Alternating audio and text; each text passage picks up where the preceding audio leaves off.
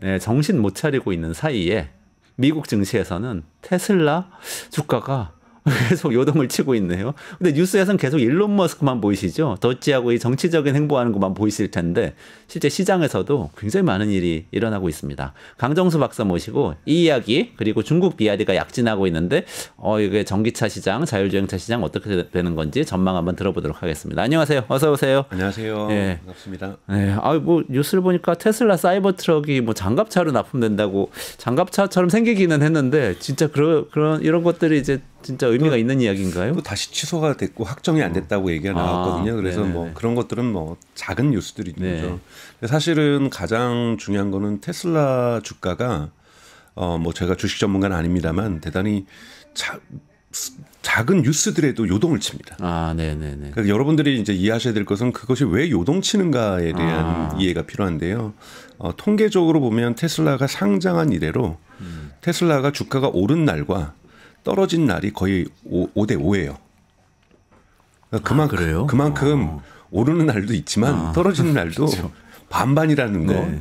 이 부분이 있다라는 거 하나 하고 두 번째는 사실은 지난 트럼프 대통령이 대선에서 당선된 이후부터 대단히 급상승을 했는데 제가 여러 번 말씀드렸지만 기업의 펀더멘탈이 쫓아오고 있지는 않거든요. 사이버 트럭 납품 전망은 요거는 취소됐다는 얘기죠. 취소가 아니라 미확정이라고 미확정이다. 발표가 다 되면서 또 뭐 왔다 갔다 소식이 나와요. 왜냐하면 이제 테슬라 사이버 트럭을 이제 납품하는 것이 마치 지금 미국 언론에서 비판하는 것이 이건 뭐 대선 기부금에 대한 보상이냐 뭐 이런 논쟁들이 나오면서 미국 국방부에서 조금 더 논의돼야 될 거라고 지금 미룬 상태죠. 그러면 테슬라 상황을 전반적으로 좀 말씀해 주시죠.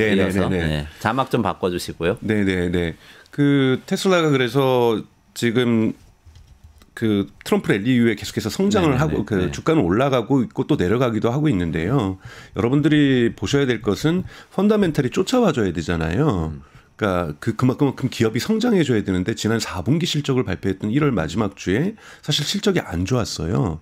실적 발표하는 날 그 순간 주가가 떨어졌는데 일론 머스크가 나와서 2025년에 이 비감독하에서 FSD를 텍사스 오스틴에서 6월 달에 테스트하겠다. 이 말을 하면서 주가가 다시 올랐거든요. 그러니까 지금 테슬라는 계속해서 기대치로 이제 개인 투자자뿐만이 아니라 이 기관 투자자까지 쫓아가고 있는 형국이라는 거죠. 이럴 경우에는 나쁜 소식이 나올 때마다 주가가 출렁일 수밖에 없다. 좋은 소식 나오면 또 올라가고. 근데 탄탄하게 성장을 지속하기 위해서는 어느 정도 펀더멘탈이 나와야 되는데 그거는 결국은 자율주행에서의 비감독이 눈에 보이는 성과를 낼 때 그때부터는 예를 들면 이러한 변동성이 심각해지지 않겠지만 그래서 테슬라 주식은 항상 변동성이 심한 주식이다라는 걸 여러분 갖고 계셔야 되고 제가 이제 가족들이 요즘은 저한테 많이 물어봐요. 테슬라 주식을 살까 말까. 제가 2년 동안 그 마음 졸임을 견딜 자신이 있느냐. 없으면 사지 말아라. 굳이 다른 좋은 주식들도 많은데 항상 마음 졸임을 이 심리적인 저항선을 갖고 가실 분들이나 이거는 가져갈 수 있는 것이지 이 변동성 자체에 너무 일희일비하기는 되게 어렵다. 물론 전문 뭐 투자자분들께서는 주가가 내려갈 때 매수하는 뭐 이러한 방식을 취하기도 하는데요. 여기가 뭐 주식에 대해서 저희가 얘기할 수 있는 건 아니니까요. 그런 흐름들이 있는 것이 테슬라다. 이제 이번에 이제 주가가 가장 변동쳤던 이유는 두 가지입니다. 하나는 테슬라 여러분도 아시는 모델 주니퍼가 저는 2월 달 정도에 런칭할 거라고 생각했는데 1월 달에 이제 예약 받는다고 공개를 했잖아요. 그래서 중국 사이트, 한국에서도 지금 예약을 하실 수가 있습니다. 미국도 예약을 받고 있고 유럽도 예약을 받아요. 근데 문제는 배송은 3월부터예요.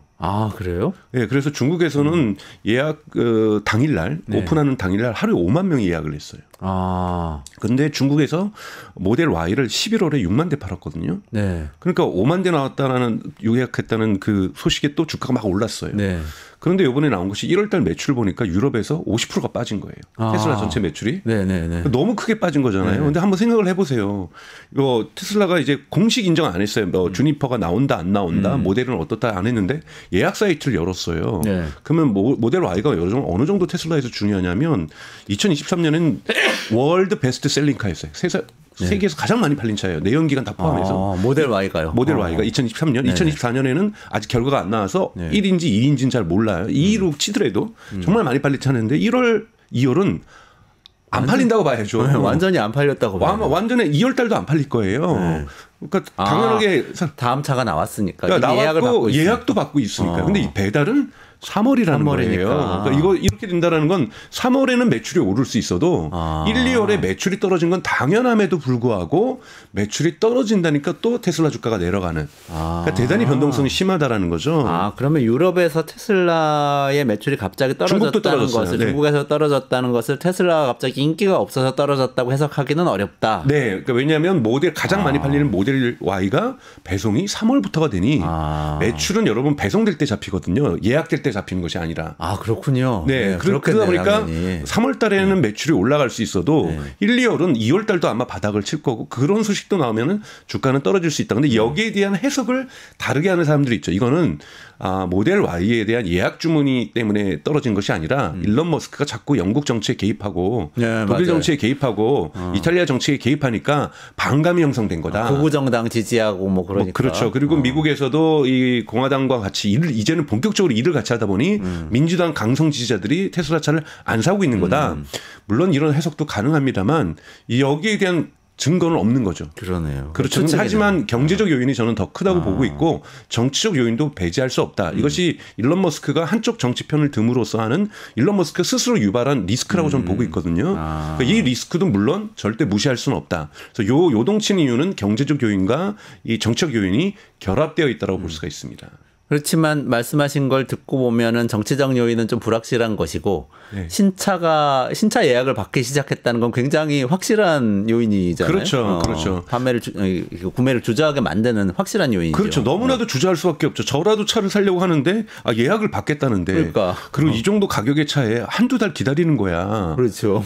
이거야 당연한 소비자들은 이 정도 가격대에서 여러분 커피도 아니고 전자제품에서 있는 노트북도 주저할 수 있어요. 2개월 기다리라면. 그렇죠. 근데 그거보다 훨씬 더 비싼 자동차라면 당연하게 신차를 예약을 하게 되는 거지 구매하지는 않거든요. 그래서 1월, 2월에 모델 Y의 매출이 바닥을 찍는 거는 너무나도 자연스러운 현상인데 왜 경영진이 이걸 했는지는 알 수 없지만 경영진은 그 결정을 했다라는 거죠. 그렇죠. 그렇게 해석을 하면 비관할 건 아니다. 이렇게 해석이 되네요. 근데 또 한편으로는 이 얘기도 많이 나오더라고요. 중국차 BYD 얘기 지난번에 굉장히 많이 해주셨는데 BYD가 요즘 너무 많이 시고 올라와서 테슬라 차가 안 팔린다. 이런 얘기도 좀 있어요. 경쟁이 엇갈리는데 우선은 BYD가 우리가 계속 통계에서 여러분 보셔야 되는 건 BYD는 내연기관도 일부 만들고요. 이 내연기관은 많은 경우는 러시아로 수출이 되고 있고요. 그다음에 하이브리드도 만들고 있고 그다음에 플러그인 하이브리드도 만들고 있고 전기차도 만들고 있어요. 근데 보통 BYD가 흔히 말하는 EV 통계 낼 때는 플러그인 하이브리드를 포함시켜요. 그래서 순수 전기차로는 작년에도 아주 근소한 차이로 BYD가 테슬라보다 못 팔았습니다. 그래요? 작년에 테슬라가 1위였었나요? 네네, 1위였었고. 근데 거기에 플러그인 하이브리드, 왜냐하면 중국은 그걸 통계를 할 때 EV 이렇게 내거든요. 그러니까 여긴 플러그인 하이브리드를 집어요. 근데 저도 개인적으로 플러그인 하이브리드를 타고 다닙니다만 이거는 내연기관차죠. 엄밀하게 얘기해서. 그렇기 때문에 요 통계가는 조금 여러분들 구별해서 보실 필요가 있고요. 하지만 BYD가 2025년에 전기차만으로 순수 BEV, 그러니까 전기차만으로도 테슬라를 압도할 가능성 분명하게 존재하고 있습니다. 왜냐하면 BYD의 성장 속도가 대단히 빠르고 있기 때문에 그래서 차량에서 1위 자리는 BYD에 뺏기는 거는 저는 있을 수 있고 그때 그런 소식이 공개적으로 나오면은 테슬라의 또 주가는 떨어지겠죠. 그렇기 때문에 테슬라도 전략을 바꾼 거거든요. 원래 일론 머스크도 여러분 2021년까지는 중국 차를 무시했었어요. 좀 조잡스러운 차들 이렇게 하다가 여러분 2024년 작년 1월에 일론 머스크가 뭐라 하냐면은 중국의 전기차가 각국 정부가 방어망을 못 만들면은 그 국가에 있는 모든 내연기관차든 무슨 브랜드든 전기차 자동차 기업을 데몰리시라는 영어 표현을 썼어요. 몰락시킬 거다. 그러니까 이미 일론 머스크도 이것을 고평가하기 시작하고 네네네네. 있다라는 거죠. 그래서 대단히 중국 차의 그 기세를 높게 평가하고 있는 거고 그래서 일론 머스크가 뭐라고 하냐면 우리는 이제 전기차를 많이 파는 것에 목적을 두지 않는다라고 얘기를 했어요. 그래서 원래 테슬라는 2030년까지 연간 1,000만 대 생산하기로 했는데 그 전략을 폐기하거든요. 네. 이런 식으로 대량 생산으로 되는 게 아니라 전기차의 한 걸음 업그레이드된 소프트웨어 가장 중요한 건 자율주행이겠죠. 자율주행으로 승부를 걸겠다고 얘기를 나온 거고 그래서 자율주행을 믿지 않는다라면 테슬라 주식을 살 필요도 없다. 이런 얘기도 작년 7월에 했었고 그런데 이제 문제는 요번 주에 사건이 터진 거는 BYD가 우리도 자율주행 할 거야라고 선언하면서 이제 자율주행에서도 BYD가 테슬라의 턱밑까지 추격을 하고 있다. 또 뭐 어떤 분석가들은 선언은 그렇게 했을 뿐이지만 실제는 그렇지 않다. 이런 논쟁이 이제 벌어지는 거죠. 게다가 또 얼마 전에 딥시크 사태도 터져가지고 중국에서도 AI 기술 대단하구나. 게다가 오픈소스를 무료로 푸는구나. 그러면 BYD가 지금까지 기세를 보면 더 싸게 어쩌면 무료로 자율주행 기능까지 장착한 전기차 내는 거 아니야? 뭐 이런 생각하는 분들이 많은 것 같아요. 그러면서 또 시장에서 반응이 엇갈렸던 것 같아요. 그렇죠. 근데 조금 맥락을 분석하면 제가 기스 내고 싶지는 않아요. BYD를 평가절하하고 싶지는 않고요. 그렇다고 해서 뭐 중국 뭐 너무 잘한다 이렇게 말씀드리고 싶지 않지만 딥시크 모멘트라는 것들이 이제 중국에 발생을 한 거죠. 네. 이제 우리도 해보겠다는 자신감 이런 부분들이 대단히 중요한데요. 사실은 뭐 우리가 문학적으로도 그렇고 문화적으로도 미국에서 낭만주의가 언제 일어나냐면 영국군이 백악관을 불 한 번 태우거든요. 저기 독립전쟁 때인가요? 네네네. 불 한 번 독립전쟁 이후죠. 이후에 이 나폴레옹하고 싸우다가 조금 여력이 남았을 때 미국하고 갈등을 일으키면서 와가지고 한번 백악관 불 태우고 가요. 그때 미국이 우리가 완전한 영국으로부터의 자유 독립을 취하리라. 경제적으로도. 그러니까 정치적인 독립뿐만이 아니라 이러면서 대단히 낭만주의 우리 한번 해보자. 미국을 부흥시켜보자. 이런 부분들이 이런 낭만주의의 바람을 일으켰었는데요. 마찬가지로 지금 중국에 일고 있는 것은 일부 전문가들은 새로운 낭만주의가 중국에 일고 있다. 그러니까 뭔가 미국을 추격하고 있다고 생각했는데 이길 수 있다라는 생각은 지나친 국뽕주의자들 외에는 없었던 거죠. 근데 이번에 해보니까 명백하게 우리도 해볼 수 있다라는 것을 딥시크가 보여줬다. 그러면서 벤처 캐피탈이라든지 그러니까 중국의 투자자들도 우리 다시 한번 적극적으로 투자해보자.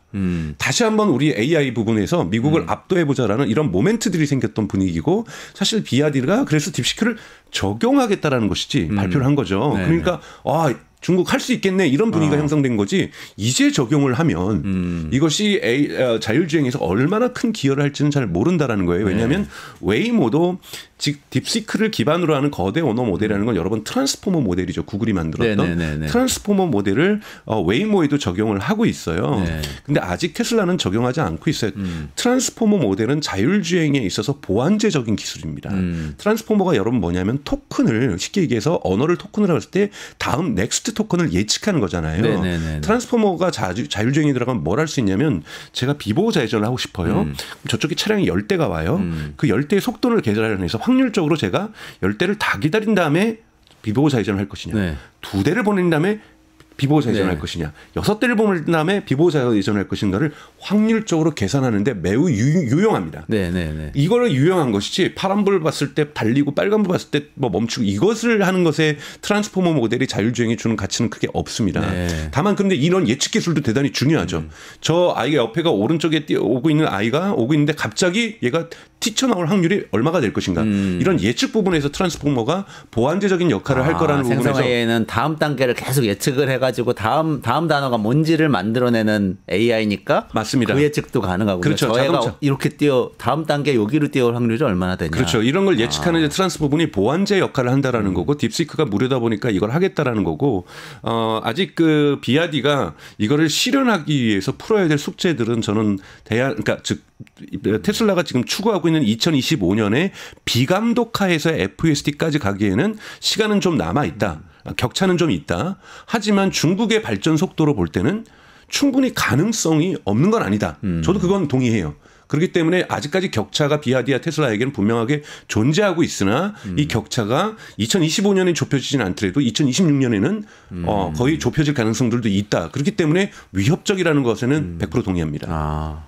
값싸게 한다는 것도 지금 화제인 것 같은데 네. 그 값싸게 할 수 있나요? 그 BYD가 자율주행을 한다고 하면 네. 지금까지 그때 계속 설명해 주신 게 테슬라는 어쨌든 뭐 수조 원 들여가지고 뭐 AI 칩도 사고 자체 AI도 개발하고 여러 가지 노력을 했는데 그런 걸 없이도 훨씬 싸게 할 수가 있냐? 우선은 크게 볼 때는 이제 중국의 AI 그러니까 자율주행 생태계가 있죠. 그러니까 사실은 미국 같은 경우에는 테슬라 혼자 흔히 말하는 이러한 카메라로만 가는 자율주행을 혼자 하고 있잖아요. 네네네. 혼자 처음부터 끝까지 다 해야 되는 것이고 구글은 레이더하고 라이다도 대단히 고가의 레이더하고 라이다를 하면서 레이더하고 라이다를 자율주행에 장착할 경우는 여러분 음파나 빛으로 앞차와의 거리나 앞차와의 사물을 인식하는 기능을 하게 됩니다. 근데 여기에는 반드시 보조적으로 그 달리는 지형에 HD급의 대단히 고카메라 해상도가 높은 지도가 필요해요. 네. 이런 걸 맞춰가면서 구글은 가는 거고 테슬라는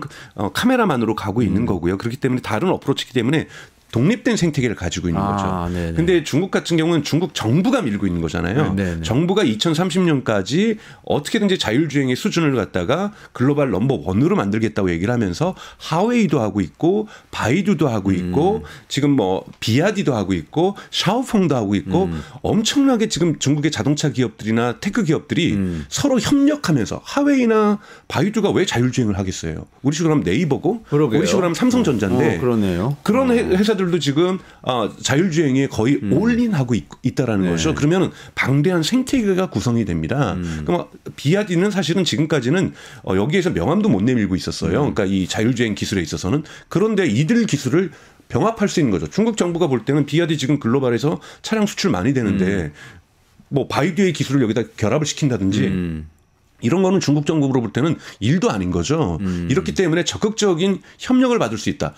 특히 협력이라는 것은 회사 대 회사의 협력도 받을 수 있지만 지금 예를 들면 딥시크와 같은 경우에는 직원이 한 120, 140명 정도 된다는데 네. 딥시크 사무실 앞에 헤드헌트들이 그냥 텐트 치고 있대요. 다 어떻게든지 다른 회사로 이전시키려고 알리바바에서도 스카우트전을 하겠죠. 그렇다면 하웨이의 직원들, 바이두의 직원들을 비아디로 보낼 수도 있는 거고 여기에 대해서 중국 정부가 묵인하거나 간접적으로 지원할 수도 있는 거거든요. 그렇기 때문에 빨리 쫓아올 수 있다는 부분에서 그러니까 중국에 있는 자율주행 생태계가 사실 되게 거대하다. 왜? 지금 바이두만 해도 100개 도시에서 우한은 지금 하나의 샘플 도시인 거고 베이징하고 우한은 100개 도시로 지금 자율주행을 확대하겠다는 거잖아요. 여기서 얻을 수 있는 방대한 데이터는 사실 결코 무시할 수 없다. 이 경험은 무시할 수 없다라고 말씀을 드릴 수 있습니다. 그 아까 말씀하신 구글의 그 정확도를 중시하는 라이다 레이더를 장착하는 자율주행 모델하고 테슬라의 그 효율성을 중시하는 카메라만 가지고 자율주행하는 모델 사이에서 중국 기업들은 어느 쪽을 향하고 있는 거예요? 사실은 그러니까 비아디도 지금 사람들이 이제 의아해하는 것은 비아디는 라이다하고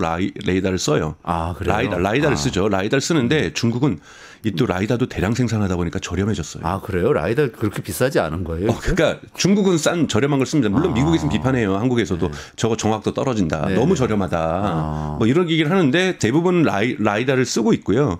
라이다를 쓰지 않는 유일한 건 아니지만 대표적인 기업이 샤오펑입니다. 샤오펑 같은 경우에는 미국 증시에 상장해 있는 중국의 자동차 기업이고 여기는 작년에 테슬라를 따라서 우리도 비전 온리 즉 카메라만으로 가겠다. 원래 거기는 라이다를 썼었어요. 근데 우리 이제부터는 카메라로만 가겠다. 그리고 여기에 엔드 투 엔드 AI를 쓰겠다. 이건 뭐 최근에 현대자동차도 엔드 투 엔드 AI를 하겠다라고 선언을 했거든요. 그러니까 이런 거는 이제 테슬라를 쫓아가는 매기 효과도 있고요. 근데 비아디는 라이다를 써요. 그런데 어떻게 라이다가 설치되지 않는 C거리라고 하는 $10,000짜리도 쓰겠느냐? 그럼 뭐 추가적으로 설치를 해줄 텐데 그럼 보통 그거 한 $2,000하고 $3,000는 최소한 할 텐데 $10,000짜리 차에다가 그걸 어떻게 올릴 수 있을지는 전 의문이라는 지금 벌써 비판들이 제기되는데 뭐 이건 비아디가 해결을 하겠죠. 근데 라이다 논쟁이 이번에 1월 말에 있었던 테슬라의 4분기 컨퍼런스에서 투자자들이 계속해서 일론 머스크에게 질문을 했어요. 라이다 꼭 아무래도 필요하지 않겠느냐. 그랬더니 왜냐하면 또 중국의 리아우터라는 자동차 회사가 있습니다. 라이다가 전파를 쏴가지고 전방으로 쏴서 이렇게 받는 거예요. 그럼 어둠 속에서도 요걸 쐈다가 받으면 왜냐하면 전파는요, 여러분 어둠 속에서도 날아갔다 오잖아요. 그러면 저기하고 돌아오는 시간을 계산해서 저거 50m 앞에 있다. 150m 앞에 있다. 정확하게 수치를 1mm 오차도 없이 계산해낼 수가 있죠. 카메라로 안 잡혀도 네. 알 수 있다. 그러니까 보지 않아도 우리가 보지 않아도 우리가 잠수함에서 이 소냐로 네. 음파로 소리로 소나를 쏴가지고 그 앞에와의 거리를 측정할 수 있듯이 측정하고 어뢰를 쏴서 맞추려고 하는 것처럼 똑같이 흔히 말해서 눈이 없어도 할 수 있는 게 이 라이다거든요. 그러니까 그러다 보니까 이 라이다가 대단히 유용하다라고 제기를 하는 거고 리아우터 중국의 리아우터라는 대단히 큰 회사가 있습니다. 리아우터에서는 테슬라는 중국에서 못할 거야. 자율주행 그러니까 카메라로만 오는. 왜 이유를 뭐냐면 중국의 고속도로를 일론 머스크가 안 달려봐서 그래. 밤에 고속도로 달려보면 정말 많은 차들이 트럭에 뒤에 있는 미등이 다 꺼졌다 고장나가지고 안 고쳐서 안 보인다. 그래서 한번 고속도로 운전해 봤냐? 불 끈 차를 그 뒤에서 쫓아갈 때 그 공포감은 너가 모른다. 여러분 경험해 보신 적 있으실 겁니다. 네, 정말로 있어요. 밤에 고속으로 달리는데 앞에 차가 미등을 안 켜고 달린다? 화물차 같은데. 화물차가 안 들고 달린다? 그러면 대단히 공포감을 느끼고 오면서 경적 울리면서 제발 좀 키세요라고 이렇게 우리가 하는 운전 습관을 가지고 있잖아요. 근데 이러한 것들을 이제 고려해서 일론 머스크한테 투자자가 질문했어요. 아무래도 라이다 필요하지 않겠느냐. 요즘 또 라이다 가격도 저렴해졌으니까. 머스크의 답은? 그러면 사람은 라이다 갖고 운전하냐. 아니다. AI는 인간을 모방하는 것이다. 그렇게 말했어요. 네, 인간을 모방하는 것이기 때문에 인간의 눈에 대한 것들이 지금까지 신뢰했고 물론 사고 나는 차량도 있지만 사고가 안 나는 차가 있다. 인간의 능력을 뛰어넘으려고 하는 것이 AI이기 때문에 충분히 인간의 눈을 대시로 하는 카메라만으로도 운전할 수 있어야만 한다. 컴퓨팅 파워가 해결해 줄 수 있다. 이런 식으로 답변을 하거든요. 그래서 사실은 이거는 태제예요, 여러분. 태제라고 하는 것은 가설이잖아요. 증명해줘야 되는 거거든요. 이건 현실 속에서 증명돼야 되기 때문에 제가 테슬라가 옳다라고 말씀을 드리는 건 아니지만 여기에는 그런 가설을 갖고 있는데 제가 이 가설을 부분적으로 신뢰하는 것은 최근에 많은 AI 그 논문들 중에서 제가 한번 여기서도 말씀드렸지만 캐나다에 정말 권위 있는 이 학자가 얘기했던 더 비터 레슨이라고 하는 쓴 교훈이라고 하는 논문이 있는데 지금까지 AI의 메타 연구를 한 거예요. AI 연구에 대한 메타 연구를 통해서 수많은 인간이 거기다가 뭔가를 발전시켜 보려고 이렇게 개입하는 거는 아무 도움이 안 되더라. 결국은 컴퓨팅 파워가 짱이다. 그래요? 그래서 컴퓨팅 파워로 모든 것은 해결 가능하다는 것이 지금까지 30-40년의 AI 연구의 중요한 결과다. 그렇기 때문에 컴퓨팅 파워와 알고리즘에 맡기는 것이 맞다. 라고 하는 결론을 내는 논문이 최근에 대단히 인기를 끌고 있습니다. 더 비터 레슨이라고 하는 이 쓰디슨 레슨이라는 논문들이 여러분들 공개되어 있으니까 찾아보실 수 있거든요. 저는 개인적으로 그 학자가 했던 것이 타당성이 있다고 보고 있어요. 이번에 딥시크의 충격도 지금까지 오픈 AI라든지 모든 AI 모델은 제가 말씀드렸던 것처럼 강화 학습 뒤에다가 휴먼 피드백이라는 HF가 있었어요. 그런데 이번에 HF를 그 휴먼 피드백에는 인간이 중간에 개입한 거예요. 참 잘했어요라고 답변들에 대한 어느 정도의 샘플링을 통해서 평가를 해줬던 거거든요. 그걸 통해서 피드백, 개선을 내줬던 거거든요. AI 학습하는 과정에 들어가서 맞다 틀리다 판단을 해준 거죠. 그렇죠. 그거를 이제 너무 비싸니까 케냐에 있는 노동자들이 한 거잖아요. 그렇죠. 그런데 이번에 딥시크의 성과라고 하는 것은 그거 없이도 가능하다는 걸 보여준 거고 그것이 어떻게 가능한지에 대한 수식을 효용함수를 두 가지를 구체적으로 보여줬고 이것을 지금 메타라든지 심지어는 네이버도 다 테스트를 해봤더니 타당하더라는 거잖아요. 그럼 이제 휴먼 피드백이 없어도 되는 거니까 대단히 속도도 빨라지는 거고 개선 속도도 빨라지는 거고 여기에 필요한 건 컴퓨팅 파워겠죠. 그렇기 때문에 여기에서도 더 비터 레슨은 맞았다라는 거예요. 그렇기 때문에 저는 이 태세가 맞을지 아니면은 지켜볼 만하지만 충분히 한번 지켜볼 만한 가치가 있다. 머스크 얘기가 맞을 가능성이 그래도 상당히 있다. 상당히 있다. 지금의 어떤 연구 트렌드로 봤을 때 연구의 지금의 결과물들로 봤을 때는 그 가능성을 결코 무시할 수는 없다라고 보고 있습니다. 그렇다면 비아디든 어디든 자율주행 차와 관련된 경쟁의 최종 엔드 스테이트 마지막 상태에서도 테슬라가 승자할 가능성이 있는 거라고 보시는 거예요? 저는 그런데 자본주의 사회에서 독과점은 없다라고 저는 생각해요. 독과점은 반드시 무너지게 돼 있고 무너지지 못하면 정치가 나서서 무너뜨리잖아요. 그것이 그러니까 지금 엔비디아가 시장을 독과점하고 있는 거잖아요. 워낙 제품이 좋고 쫓아오는 기업들이 없고 수요는 크니까. 근데 이것이 독과점이 유지되는 것은 저는 자본주의 속성이 아니라고 저는 생각해요. 기본적으로. 분명히 경쟁자들이 나서서 이거를 그 이윤을 뺏어 먹거나 하는 것처럼 자율주행도 테슬라 방식으로만 전 세계가 천하통일되는 이런 일은 저는 없을 거라고 보고요. 그러니까 예를 들면 배터리에서도 삼원계가 있고 LFP가 있듯이 여기에 예를 들면 엔비디아의 방식이 이길 수도 있고 또는 뭐 BYD의 방식이 또한 어느 정도의 시장 점유율은 좀 가져갈 거다. 그래서 엔비디아가 테슬라가 100% 자율주행 시장을 장악하는 이런 일은 없을 거다. 하지만 유효한 의미를 가진다라면 이것도 하나의 중요한 발전 경로가 될 거라고 좀 보고 있습니다. 아, 그렇군요. 지금 말씀하신 걸 정리를 해보면 BYD가 많이 따라오고 뭐 테슬라 판매가 줄어들고 이런 것들이 있지만 이미 테슬라는 자율주행차 기업이고 AI 기업이기 때문에 좀 기존의 전기차가 판매가 높아지고 낮아지는 것은 크게 사실은 중요성이 떨어지고 있다. 네, 작년까지만 해도 그게 되게 중요했는데 이제는 기관 투자자들이 원래 그거를 되게 중요하게 봤거든요. 네네네. 사실은 개인 투자자들은 원래 그걸 중요하게 보지 않았어요. 근데 기관 투자자들이 중요하게 봤는데 기관 투자자들마저도 이제는